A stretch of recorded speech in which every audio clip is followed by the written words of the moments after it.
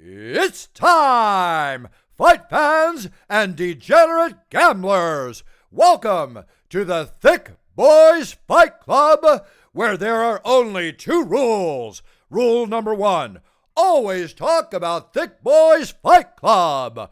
Rule number two, talk about Thick Boys Fight Club even if no one wants to talk about Thick Boys Fight Club. All right. We are back again. Fight week again, baby. That's right. Another episode of Thick Boys Fight Club. I'm Ty. Sorry. And real quick, guys, I'm just going to jump into it one last time. Guys, I know we said we're doing the drawing on the 10th on the Monday, but we've decided because we usually put our episodes out on Sunday night, we're just going to do the drawing with our next episode. So this is your last chance to enter for that either Daniel Cormier or Stipe Miocic t-shirt. Remember, you just got to be subscribed, and every time you liked and commented, you're entered additionally into the competition. So we're going to do the drawing on Sunday night. We're going to hit up the winner for all their information, and one of you is going to get to wear your favorite t-shirt to that fight on Saturday night. I believe there's like 20 guys right now eligible for it from what I can see. Yep. Hopefully you guys get a few more on there. You know, if we get a few more, maybe we'll even sweeten it up a little bit for you guys, but we'll see what happens. Yeah, comment, like, and subscribe. Remember, do all three to be entered. So right on.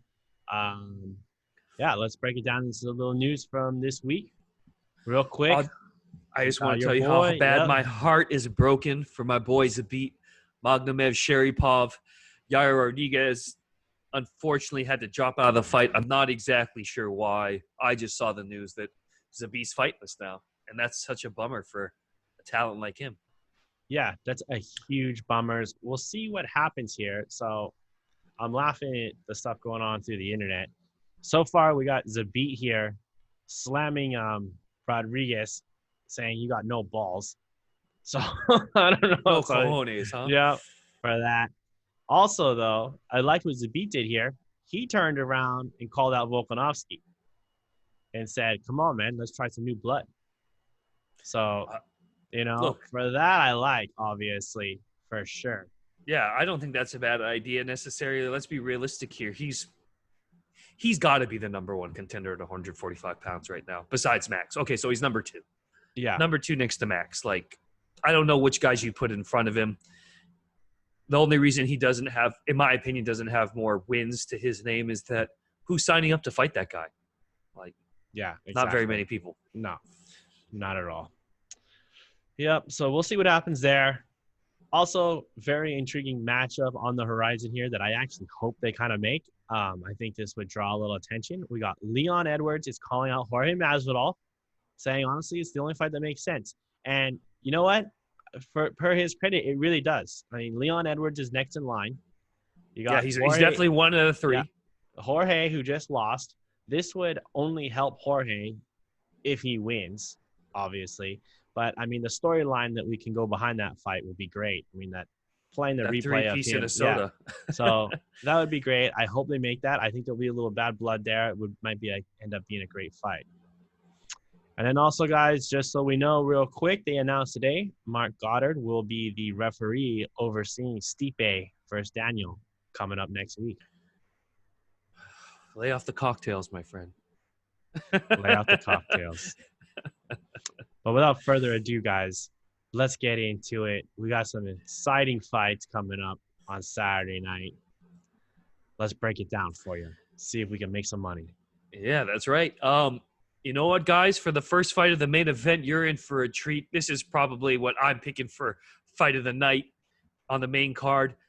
BENEIL, DARIUSH, 18-4-1, coming in as the minus 175 favorite, fighting in the lightweight division against Scott HOLTZMAN, 14-3, plus 155. Nick, you want to start it off? Yeah, you got, Scott Hot Sauce HOLTZMAN, baby. I'm really liking Dariush here for a couple of reasons. You got Scott, looking at his stats and whatnot. Respect. You are a brown belt in Brazilian Jiu-Jitsu. Dariush is a complete black belt, and he got there very fast. You know, he was he accelerated very quickly in the BJJ. As well as that, Dariush is also a Muay Thai fighter. So I feel he has a couple more skills in his pocket. You know, also looking back at Scott's last fights, I mean, just going to be real, man. You lost to Nick Lentz, who is on his downhill trend anyways. And your last major win, you're talking about grinding out against Jim Miller. I love Jim Miller. Don't hate me, fans, but we got to be real. Like, the guy's old. He's declining. I don't really consider that. If I beat him right now, I wouldn't consider myself hot shit if that was what I'm coming off of. You know, Dariush, I liked his comments he made. You know, he said he's giving Scott respect and whatnot. He's also, though, pretty bummed that he's not fighting a guy in the top 10. He feels he definitely deserves it. And honestly, after that last knockout, I think he does too. I mean, he should be on a trajectory to go up, not fighting guys that are either, you know, lateral moves or down for sure. So for his sake, I'm going with Dariush. I hope he gets it off. I hope this isn't a step backwards for him, as we've seen it could be. But honestly, after that brutal knockout and some of the submission game that he's got, man, I just don't see that happening. Yeah. Look, Scott Holtzman here. Look, out of the two of them, he is the much more physically gifted fighters. He's really big for the division, really strong. He's got nasty one-punch knockout power. He is a Brazilian Jiu-Jitsu brown belt. So, like, great ground and pound. He's got really clean boxing. His takedown defense, it's good. It's not great. He's also got good takedowns. What I like about him is he is willing to shoot for the takedowns as well. He's not just going to keep it a stand-up fight. If he does see it's going to help him win rounds, he's willing to do it. But saying that, BENEIL Dariush, this is actually going to be his second run into the top 10 of the division. Look, training out of King's MMA. He's a BJJ black belt, like Nick said. He's also a black belt under Rafael Cordeiro for Muay Thai. And let's be fucking realistic here. Rafael Cordeiro has got to be one of the best Muay Thai instructors in the MMA game right now. He's turned guys like Fabricio Verdum around. And the names aren't coming to me right off the top of my head, but he's got a long list of accomplished Brazilian Jiu-Jitsu black belts that he turns into these elite strikers because he teaches them that, look, you're so good on the ground, you have nothing to worry about. You don't have to be worried about being taken down because if anything, that helps your game out even more. I'm just trying to make you a savage on the feet. Look, he's really calm under pressure. When you watch the Drew Dober fight, he got rocked. He stayed in the pocket, just used a little head movement, and then perfectly timed that clinch, give him this time to recover. And then, you know, he, like Nick said, got some sick stand-up, was able to knock a few guys out. And that's just on the feet. When he's on the ground, man, he's got some of the slickest transitions from submission to submission, just tapping guys out. I think he got a beautiful triangle armbar. Who is it on? Sorry, right. Yeah, against Drew Dober. Yeah, off of his back. So, look, man, this guy's just got all the tools to win this fight. He's also got some pretty solid takedowns. He's not elite by any stretch of the imagination, but I see this fight playing out similar to when Scott Holtzman fought Nick Lentz. Nick Lentz has pretty solid stand-up. He actually trains under, God, I'm just trying to remember his name now. Dutch kickboxer Henry Hooft. Was able to use that Dutch kickboxing, shoot for takedowns, pressure him against the cage, take him down, get a lot of ground control, won the first 2 rounds, kind of gassed out in the third. I don't see BENEIL gassing out. I think it's going to be the same game plan, though. Just enough stand-up to make him respect you, then shoot, pin him against the cage, take him down, work your magic. And for that reason, you got to take Dariush for this one. Oh, yeah. Coming up next in the women's bantamweight division, we have YANA KUNITSKAYA, 12-5, coming in as a minus 240 favorite, fighting Julia Stolarenko. Yep. 9-4-1, coming in as the plus 200 underdog. Look, Julia is a submission specialist. Specifically, she is best known for her arm bars. She has 8 armbar submissions to her name, but that is the only submission she has. But what's sick about her is she's willing to pull guard. she'll be in the clinch and just drop down to an armbar, go for it. She's got some pretty solid stand-up as well. If you watched her last Invicta fight for the title, was just a bloodbath. I don't think I've seen as much blood in a fight as that one. I can't remember the last time. Maybe the Joe Stevenson fight against BJ Penn would have been the next closest bloody fight I've ever seen. But she's a straight-up savage. There's no doubt about it. But this is going to be her UFC debut. Yes, she has done one 25-minute championship fight, but then you're talking about Yana over here, trains out of Jackson Winklejohn, 7 KO victories. She's a Russian Muay Thai and Taekwondo champion. Some really great kicks, leg kicks, body kicks, head kicks. And then on top of that, when she is taken down, she does have an active guard, does try to get submissions. She's really big for the 135-pound division. She does fight at 145 as well. Really strong in the clinch. She's a volume striker, and I think it's going to be enough to overwhelm her. On top of that, she has all that veteran experience here in the UFC, which I think is going to – we're seeing it, is that veteran experience is huge. When these people are coming in, or, you know, these young up-and-comers are coming in to the UFC, and, you know, the big lights are shining and all that pressure's on them, for a lot of them, it doesn't necessarily bring out the best version of themselves.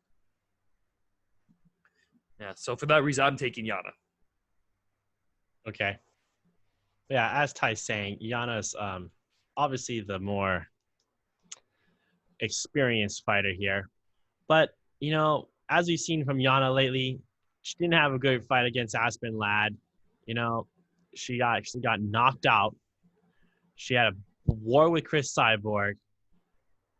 I for those reasons, I'm kind of starting to doubt Yana a little bit here. If you're a gambler, you want to gamble, I think you got to go with Julia. She's like Ty just said, that Invicta fight was brutal, and there was blood everywhere. She hung in there, got the job done. As if you want, go back and watch that fight. This girl is willing to throw down for an armbar from any position. She will jump at you and try to grab one. I mean, it's crazy. She's like a little spider monkey. Ain't that the truth? You know, Yana has not looked as good as she in the UFC as she did in the Invicta series. That's just a fact, and there's truth to that. Obviously, like Ty's saying, Yana has the more experience, but with the plus money on Julia, I would take that all day. Yeah, look, I may be picking Yana, guys, to win this fight, but I'm probably going to bet on Julia for the plus 200 money that you're going to be getting, and she's an Invicta champion, and like Nick said, Yana hasn't necessarily proven she's been the best version of herself. Like, at 2-1 odds, guys, with someone who can win it, that's who you might want to take. You might even want to just put Julia by submission. You know, that's probably going to be like, what, plus 500-600, something like that. Yeah. On the day of, I'll probably bet on Julia, but if you guys are looking for a safe pick, it's probably going to be Yana. Yeah. Next up in the middleweight division, we got the local YANA Coconut Hands, MAKI PITOLO, 13-5, coming in as a plus 145 underdog, fighting Darren the Dentist Stewart, 11-5, minus 165. Nick, take it away. Well, as he said, Darren the Dentist Stewart, man. I'm going to go with Stewart here. The reason being, first and foremost, is I watched a particular fight against Charles Bird. Both of them were able to knock them out, but the way that Stewart knocked them out just was so much. There was just so much more power there than I felt from MAKI. You know, MAKI got it done, but it was kind of like MAKI was getting worked, got lucky, did what he always does, just kind of finally pins a guy up against the fence, starts teeing off, and that's kind of his game plan. You know, as we've seen, these guys that are more one-dimensional and don't have a lot of tools in the toolbox don't seem to go very far in the UFC. I mean, MAKI is a very small dude at that 185 division. You know, he said he walks around at 215. So cutting that weight is obviously hard for him. He said that. He really wants to – he tried to go down to the 170ers, but, you know, like he said, he's had too hard time making the weight. So he's kind of stuck here at this 185. because of that, I think when he starts facing some tougher challenge like he's going to tonight, we're finally going to see him meet his match. And I mean, we're talking about Darren Stewart here. I mean, this guy is experienced all around. Like I'm just saying, Maki, I'm sorry, man. You're not going to be able to pin every opponent up against the fence. Maybe, yes, you can do that to a kid in the Contender Series, and then some scrub they feed you for your first fight. But it ain't going to happen here, my friend. Yeah. Look, guys, Maki is a good boxer, above average, probably one of the better ones in the UFC right now. What I do like about him is that he's a volume striker. He does put the pressure on. He does long combinations, especially when he gets you. If you start to cover up against the fence, he just likes to do like a 6-7 punch combo, couple light ones, and he'll throw a hammer in there just when you're not expecting it. When you think, oh, okay, there's nothing behind these shots, and you start to loosen up, then he hits you with the big one. His takedown defense, I got to say, is pretty fucking terrible. If someone wants to take him down, they take him down. There's no questions asked. There's not really a fight for it. It happens. He is pretty strong when I watched him, but that was in the welterweight division. But let's be realistic here. He's moving up to middleweight. Darren Stewart is an ex-205er, moved down to middleweight because he was a little small at 205. Now he's fucking huge for that division. When he was standing next to a couple of other guys he fought, I was looking at him like, Jesus Christ, you are just easily got to be one of the biggest guys in the division. He's got nasty leg kicks, nasty power in his hands. He's standing at 6 feet tall. Maki's coming in at 5'9". He's got definitely better takedown defense than Maki does, but he's actually got some pretty solid takedowns on top of that, and he will do that to win rounds. I don't think that's what he needs to do. The only issues that I see with Stewart is he tends to be a low volume striker. He's pacing himself because in his past he has gassed out a lot. But since then, in his last 2 fights, he's done a really good job of pacing himself and being able to go the distance while still looking fresh throughout the entire fight. I just think his size, his strength, the power, just the fact that he pretty much does everything better than Maki besides just pure boxing is going to be the difference in why he's going to win this fight. For sure. Next up in the light heavyweight division, we have OMARI AKHMEDOV, 24-1, coming in as a plus 150 underdog, fighting Chris, the All-American Weidman, 14-5, minus 135. Look, guys, I wanted to say this was an easy pick, but Chris doesn't make it easy. He's got a glass jaw, and I'm starting to really worry about it. But when you look at who he's lost to, guys like Dominic Reyes, Jacare Souza, Yoel Romero, Luke Rockhold, Mousasi, all of those names have one thing in common. They're fucking elite, and there's no questioning that. Chris Weidman is a BJJ black belt under Matt Serra and Renzo Gracie. He's an NCAA Division I wrestler. He's got a great single leg, awesome submissions. His boxing coach is Ray Longo. He does have some great stand-up. I'm really hoping in this fight that he doesn't try to use it too much. I hope he just uses enough to get his respect, shoot for the takedown, and really try to outwork AKHMEDOV against the fence with takedowns and ground and pound. Because Omari, I got to say, has power in his hands. He can knock people out. But his boxing isn't that clean. He's really going for it. Like, he's swinging for the fences. He's really trying to get that knockout. He's not putting combinations together as well as you would like him to see. He does have a nasty liver punch, which I do have to admit is really nice. He is a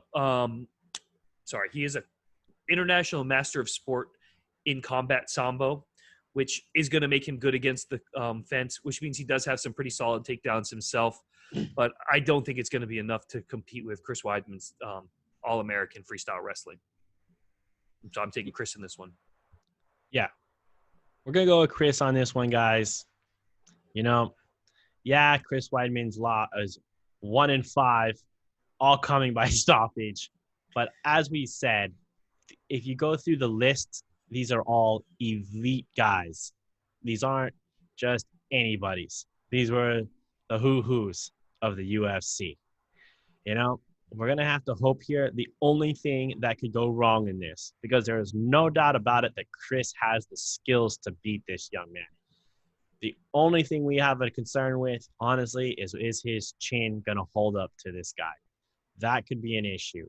Sure, Omari's from Dagestan and is on a little 6-fight win streak. You know, usually these are things that are very concerning to us. And it is.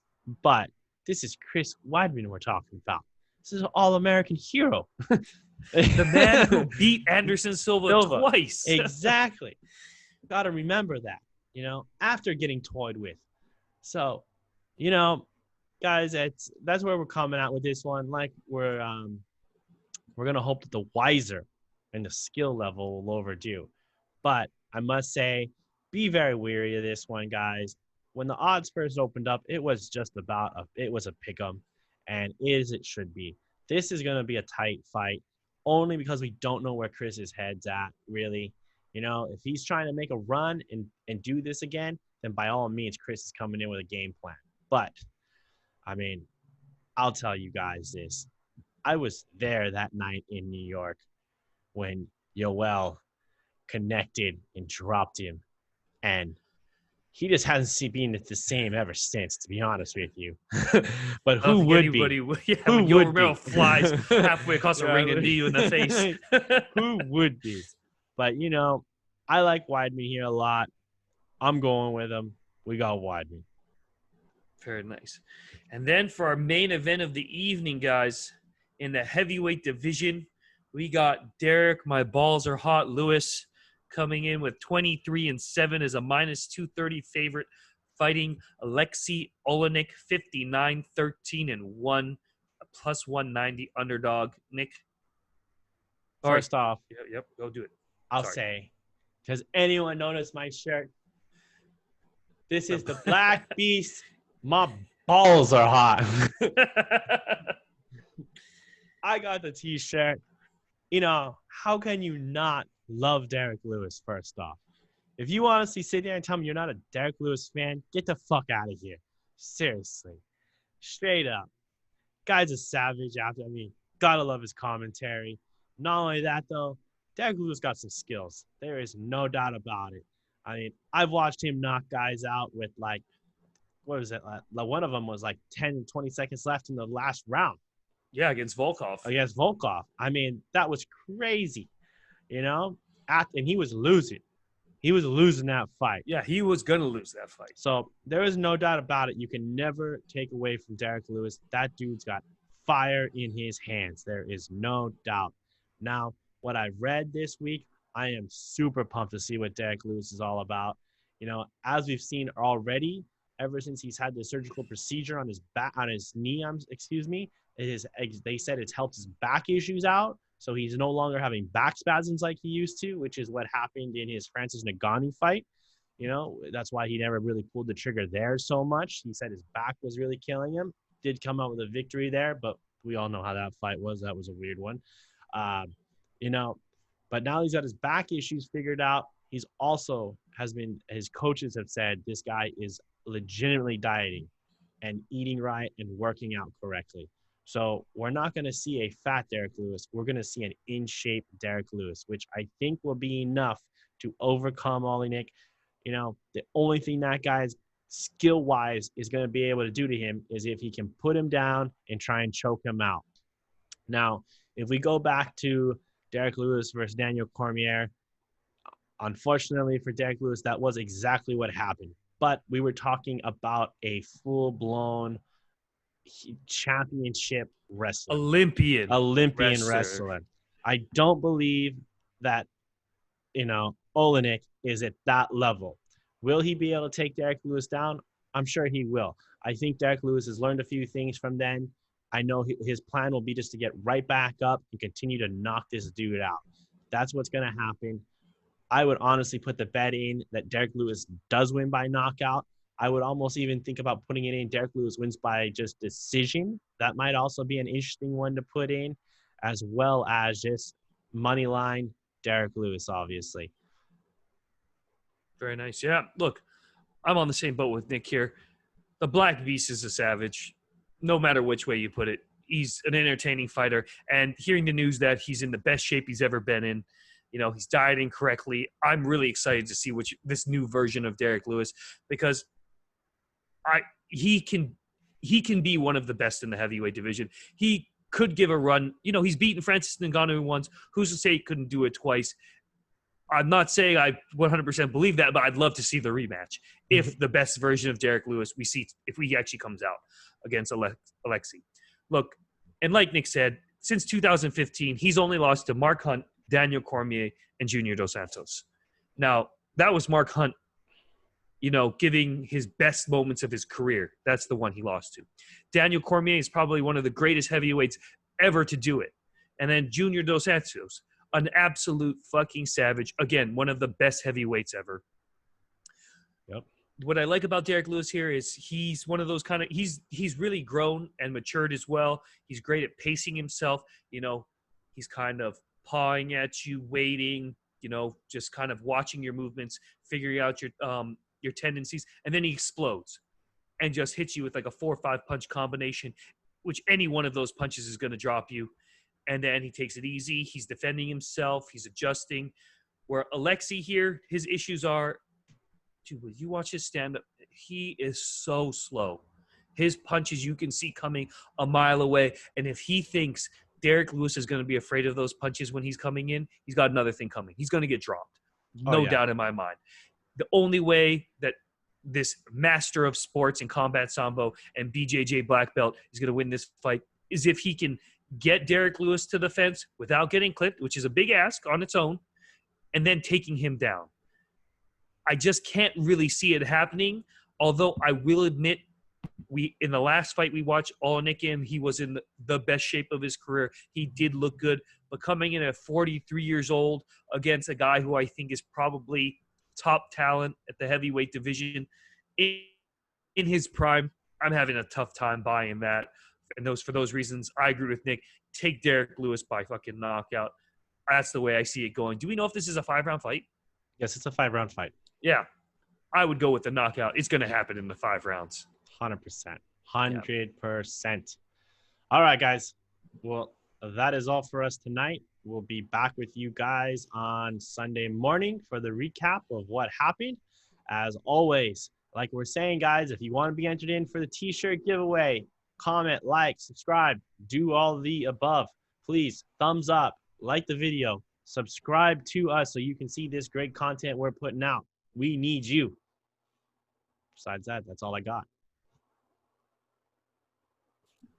Yeah. And, it's just fun for us, to see people signing up, liking our videos. It really helps motivate us. And, yeah, that's all I can ask for, guys. This is your last chance to enter. Let's do it. Right on. All right, guys. For the big show, Daniel Cormier, my boy. Fuck that. All right, guys. All right, peace. Take it easy.